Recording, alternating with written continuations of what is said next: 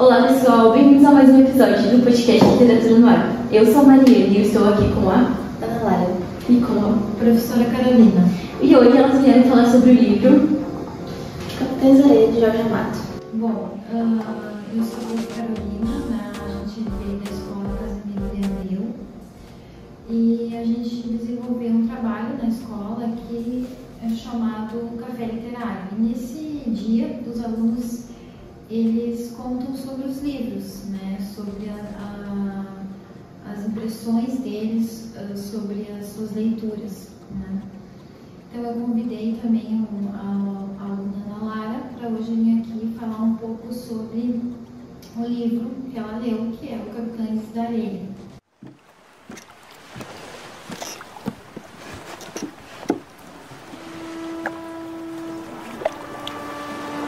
Coitado desse aqui, ó. Foi sim. Ele e mais os camaradas do bando do Russo. Tá doendo? Tá doendo meu ódio. Mas ele vai ver. Vai acabar com eles tudinho. A onda bateu, o vento soprou. E você, o que você achou desse livro? Quais foram as suas primeiras impressões? Como é que foi a leitura? Eu gostei muito do livro, ele se tornou meu livro favorito no ano que eu li e até hoje é meu favorito. Ele é um livro muito bom e que a leitura eu achei fácil, eu achei muito bom por ser um livro clássico. No ano que eu li ele, quando eu estava no 7º ano, eu decidi ler livros clássicos. Daí eu comecei por uns bem difíceis e eu não gostei mesmo. Daí eu achei o Jorge Amado e eu comecei a ler sobre alguns livros dele. E eu gostei muito porque por ser uma leitura mais fácil, mais bonita, mais fácil de entender, já que eu estava começando a ler livros clássicos. E qual que é o seu personagem principal, assim, que você mais gostou? Acho que a Dora. Eu gosto muito da Dora, do desenvolvimento dela. Desde o primeiro capítulo que ela apareceu, desde a última. E que sentimento o livro passou pra ti? O que tu sentiu lendo ele? Eu não sou muito fácil de chorar. Mas esse livro eu chorei em algumas partes. Foi o primeiro livro que eu chorei. E por conta das mortes, dos falecimentos que teve e alguns acontecimentos. E sobre mortes, pode contar pra gente mais ou menos um enredo assim, do livro, o que acontece, onde se passa a história que ele quer passar pro público? Passa em Salvador, Bahia. E fala sobre a história de meninos que são abandonados na rua. E eles começou antes, daí depois passou os capitães da areia. Daí o capitão deles é o Pedro Bala.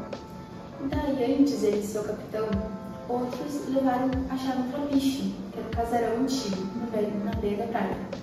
Daí levaram alguns meninos pra lá, pra morar lá, já que eles não tinham onde morar.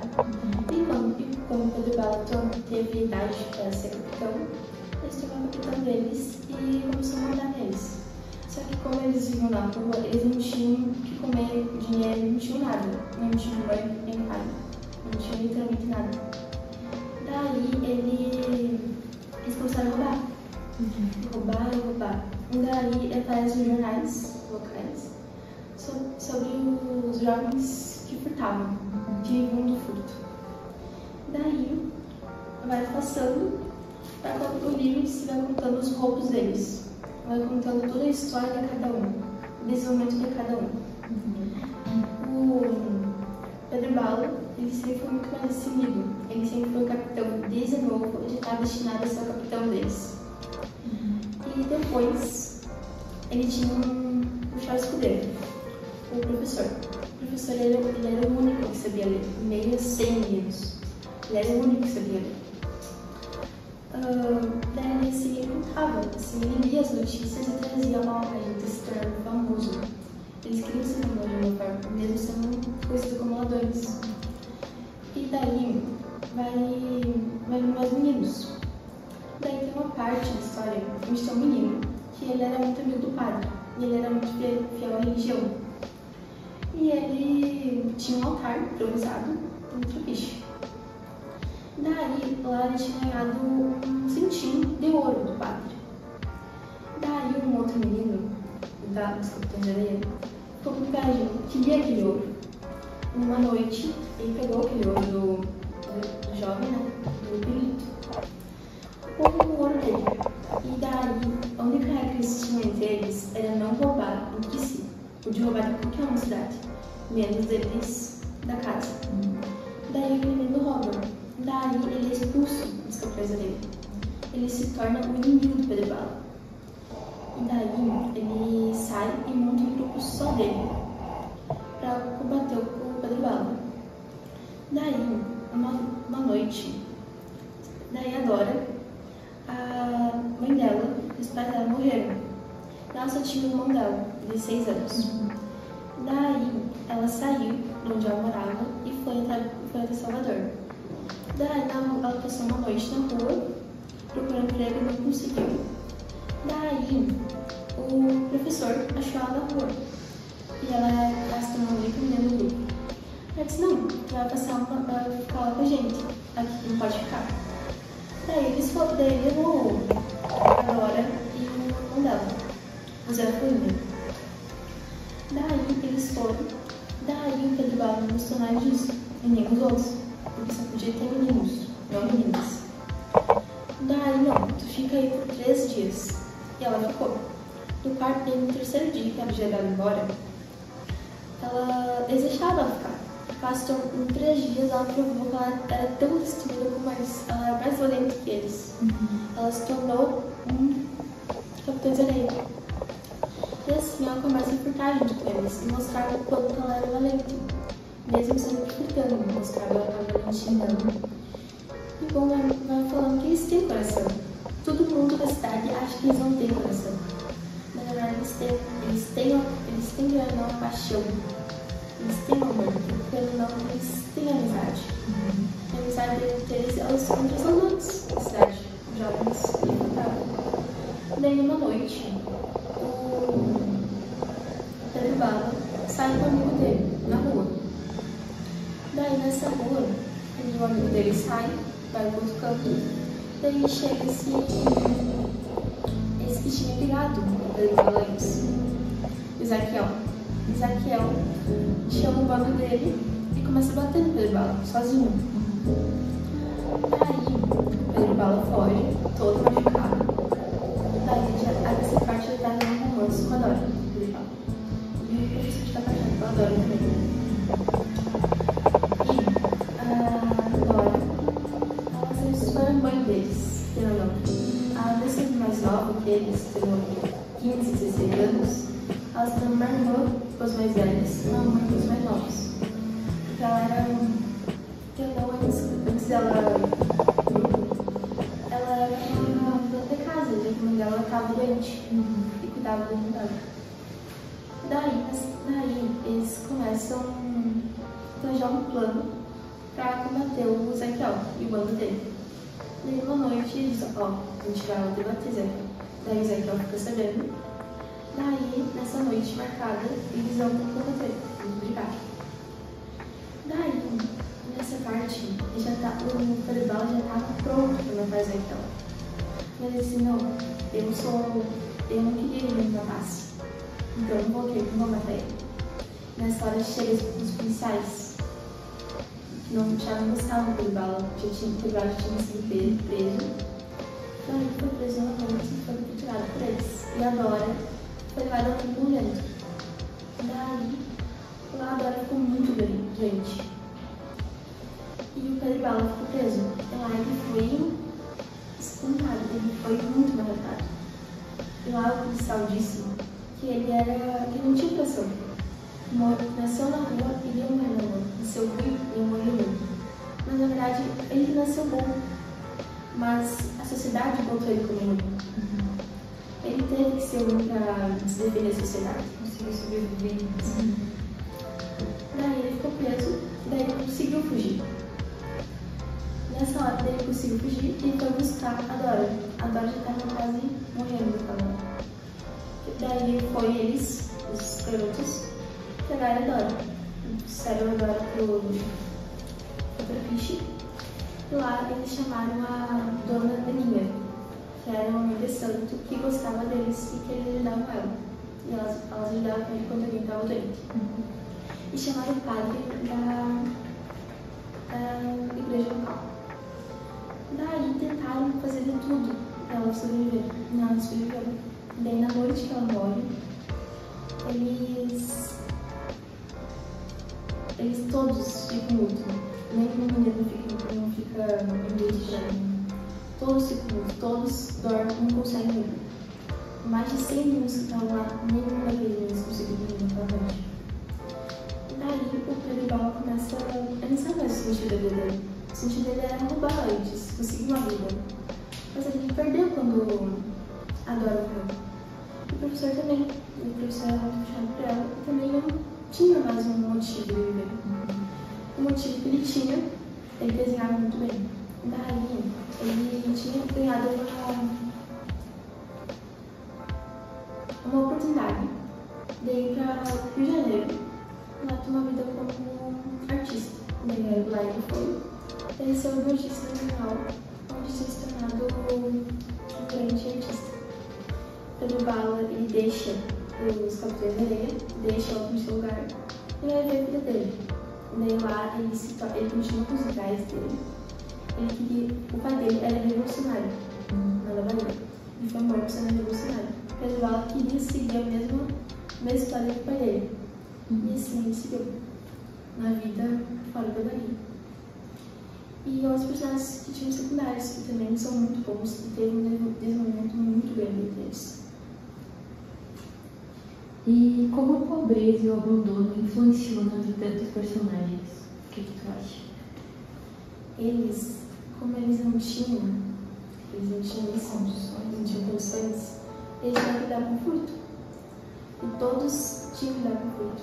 O Tete tem sem pernas, que ele foi botado numa casa para conseguir roubar aquela casa. Só que como ele nunca tinha tido uma mãe, ele pegou um apego muito grande pela mulher da casa. E a mulher pra ele. E até nessa hora, ele disse que perdeu o coração dele. O pouco de amor que ele tinha, ele perdeu quando traiu ela, roubando eles na casa dela. Porque como eles tinham sentimento. Eles tinham sentimento. E tu acha que a gente pode trazer as trações desses personagens para nossa sociedade hoje em dia? Sim, até tem a casa do livro que diz que ele é um livro muito atual. Ele foi muito marcante na época e eu acredito que continua sendo marcante. As situações ainda continuam. A gente vê crianças sendo abandonadas, a questão da marginalidade é muito atual. E se tu pudesse mudar alguma coisa do livro, o que tu mudaria? Eu mudaria o final da cruz, mas não de todos. Só do Prelito,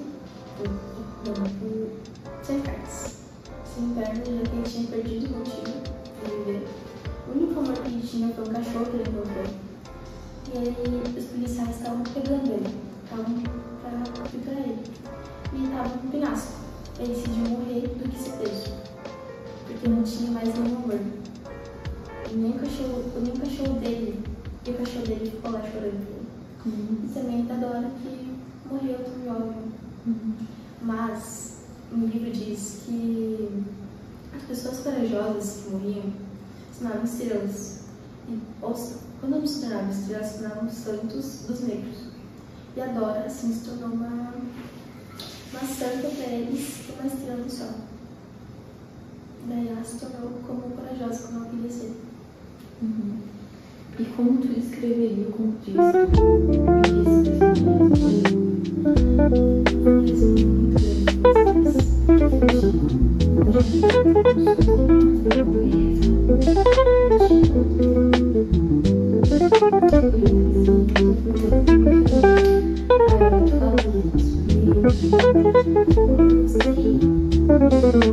são muito Então,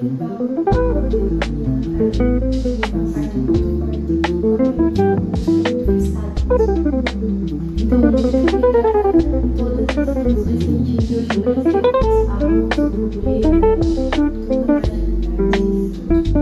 Eu acho que ele é muito atual. Ele é antigo, mas é atual. Assim, ao mesmo tempo. É um livro que eu indico muito, que eu gostei bastante, que é uma leitura boa, mas que eu indico pra quem tem mais de 14, 15 anos. Quando eu li eu tinha 13 e foi um livro muito forte. Forte. Trata de assuntos fortes nesse. Talvez não esteja preparada ainda, né? Assuntos A delicados. esses assuntos, mas é a realidade, né? Que muitos enfrentam. Foi um choque muito grande quando eu li. E às vezes a gente nem para pra pensar nesse tipo de coisa, né? A gente fica tão na nossa bolha e ignora todos os problemas que a sociedade vive e simplesmente desaparece na nossa memória. Esse livro foi publicado em 1967 no Estado Novo e ele foi queimado. Foi censurado na época. Pelo YouTube. Sério? Tu pode falar um pouco disso pra gente? Foi antes de ser lançado. Só que como ele fala do comunismo, das pessoas que vão revolucionar, sobre os meninos, uma denúncia dos meninos serem jogados na rua, foi um livro muito forte e foi censurado. Como naquela época do Estado Novo, muitas coisas eram censuradas, não eram legais. E daí, o livro desse livro foi censurado também, foi queimado para as públicas. Todos os. que chamam? Os iguais. Vamos agredidos, né? Eu acho que ele trazia muita questão essa questão da criminalidade, que talvez o governo queria esconder na época, né? Mas é isso, pessoal. Vocês têm mais alguma coisa pra falar? Acho que é um livro muito bom e que eu recomendo bastante. Tu indicou pra alguma pessoa esse livro? Sim, eu indiquei pra minha prima, para minhas duas primas. Uma não gostou, não quis ler. E disse que era muito grande e não quis ler. E a outra ela leu até esse ano. Hoje tinha um trabalho que meio sobre o café de tarde, ela falou sobre ele. Então é isso. Queria agradecer às meninas e. Travei. Queria agradecer elas em nome do podcast Literatura no Ar. E é isso, pessoal. Até o próximo episódio.